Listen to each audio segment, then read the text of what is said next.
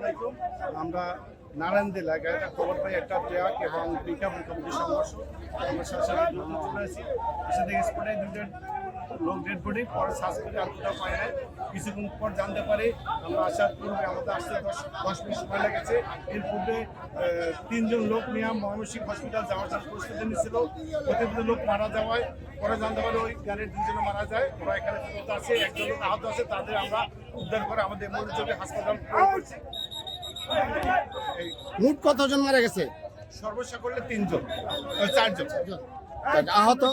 আহত আমরা একজন পেয়েছি, একজন আমি হাসপাতাল আশা করি ভালো, ওর অবস্থা ভালো। আপাতত কি মানে রুট? আপাতত রাস্তা বন্ধ। আমি আমার লোকজন নিয়ে এলাকাবাসীর সহযোগিতায়, উপস্থিত লোকদের সহযোগিতায় রাস্তাটা ক্লিয়ার করে মালটা আনলোড করছি সারবোঝাই।